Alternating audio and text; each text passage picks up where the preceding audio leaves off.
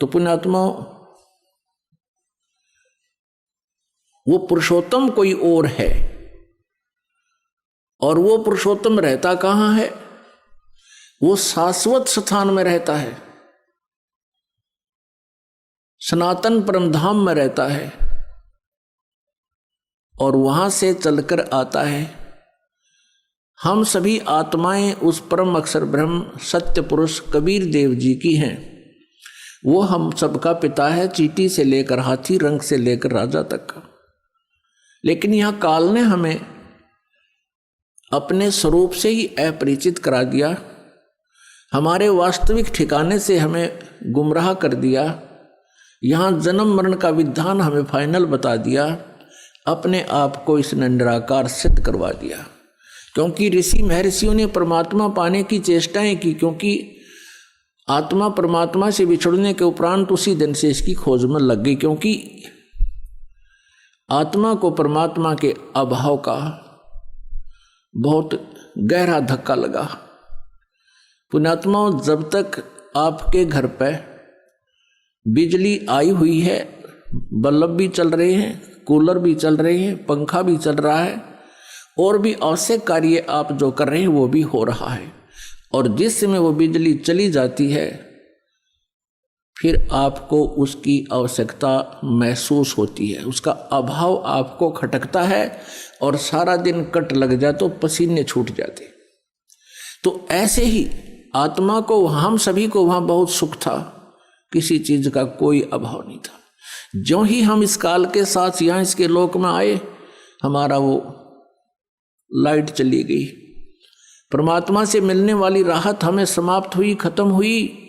और हमारे जितने इन्वर्टर चार्ज थे, जब तक वो चलते रहे तो हम सोचते रहे मौज हो रही है, और जब हमारे इन्वर्टर की बैटरी डिस्चार्ज हो गई, फिर हम गधे और कुत्ते सुअर बना दिए गए इस काल के द्वारा, इस काल के लोग।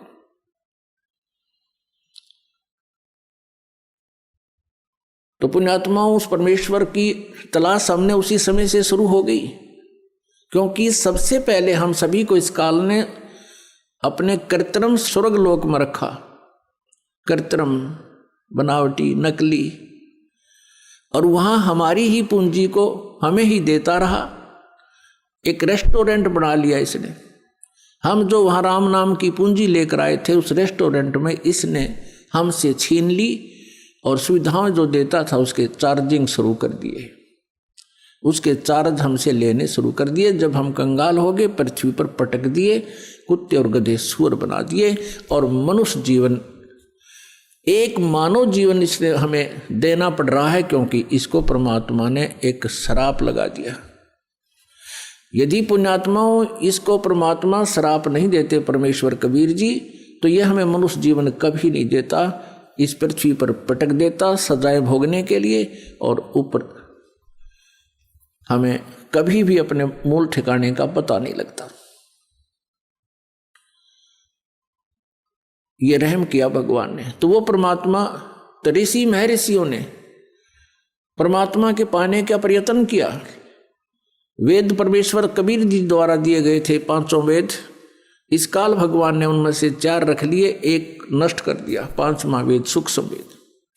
उस सूक्ष्म वेद के अंदर सभी जानकारी थी, हम कौन हैं, कहाँ से आए हैं, हम यहाँ कैसे फंसे हैं, और वापस सवलोक जाने का, अपने सतलोक जाने का कौन सा मार्ग है, कौन सी विधि है, कौन सी वे ऑफ वर्शिप है, पूजा की विधि है, उसमें पूरी डिटेल से लिखा हुआ है। जैसे गीता जी अध्याय नंबर 4 के श्लोक नंबर 32 में गीता ज्ञानदाता कहता है कि जो आपने ज्ञान सुना है अध्याय नंबर 4 के 25 से लेकर 31 तक, कोई कैसी साधना करता है, कोई देवताओं को पूजता है, कोई केवल योग अभ्यास ही करता है, कोई स्वाध्याय करता है, कोई अहिंसा के कठिन व्रत रखता है, मुंह पर पट्टी बांध ली, नंगे पैरों घूमना, ये सब साधनाएं कर रहे हैं, लेकिन अपनी अपनी साधना को ये पापनाशक ही जानते हैं।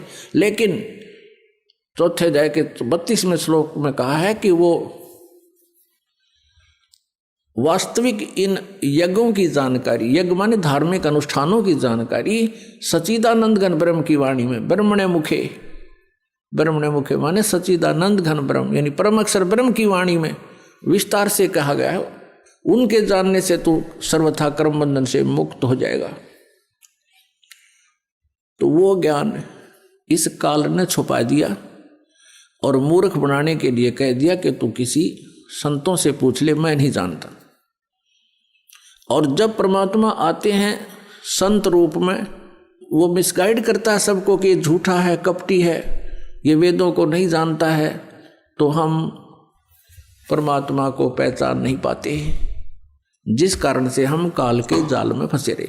तो यहाँ उन ऋषि महर्षियों ने इस काल के द्वारा भ्रमित किए हुए ज्ञान के आधार से, लोक वेद से और तथा इन चारों वेदों के आधार से, जिसमें इनकम्प्लीट स्पिरिचुअल नॉलेज है, जिनके अंदर अधूरा आध्यात्मिक ज्ञान है, उस ज्ञान को ही हम संपूर्ण मानकर उसी के आधार से हम साधनाएं करते रहे। ऋषियों ने ओम नाम को सुप्रीम नाम मान लिया, मंत्र अंतिम, और ब्रह्म का जाप बताते रहे।